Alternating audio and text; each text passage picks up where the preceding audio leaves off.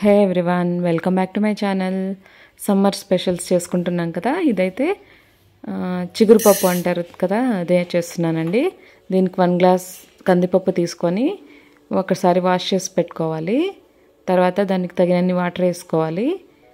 ఇదైతే తోటకూర అండి. తోటకూర ఇంకా టమాటా ఒక 2 తీసుకున్నా. చిగురు ఉంటుంది కదా, ఇదే స్పెషల్ అండి మనకి. చింత చిగురు అంటారు దీన్ని. ఒక వంకాయ తీసుకున్నాను, ఒక ఆనియన్ తీసుకున్నానండి. సో 1/2 అవర్ కడిగి పెట్టుకున్న కందిపప్పు ఉన్నాయి కదా,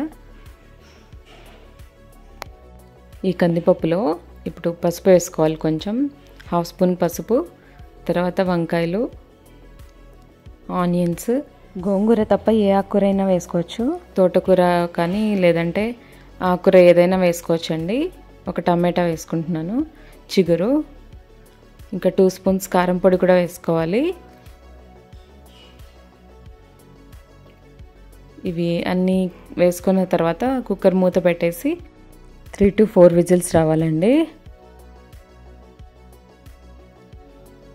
సో నేను తోటకూర అని చెప్పాను కదా, ఇది వేసుకున్నాను నేను.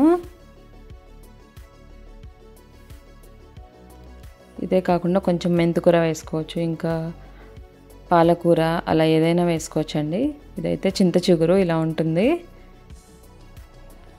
సమ్మర్ వచ్చిందంటే చాలా అన్నీ దీని స్పెషలే ఉంటాయి. ఇలా ఉడికిపోయింది కదా. ఇప్పుడు తర్వాత సాల్ట్ వేసుకొని బాగా ఎనుపుకోవాలి. ఇలా మెత్తగా చేసుకున్న తర్వాత దీనికి పోపు పెట్టాలండి. చూసారా, ఇలా మెత్తగా అవ్వాలి.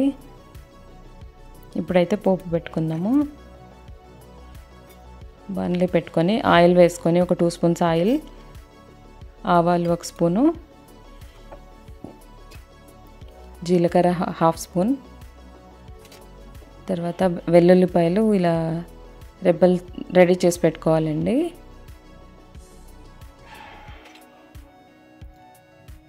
అవి కొంచెం చిటపట అంటూనే వెల్లుల్లిపాయలు వేసుకోవాలి.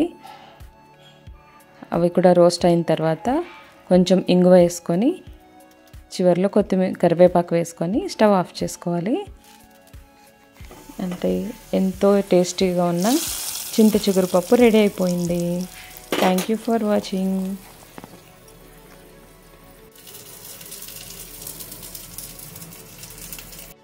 ఇలా వేడివేడి అన్నంలోకి నెయ్యి వేసుకొని ఒక రోటి పచ్చడి, కొంచెం పప్పు ఉంటే చాలండి. Enjoy the recipe. Please like and subscribe.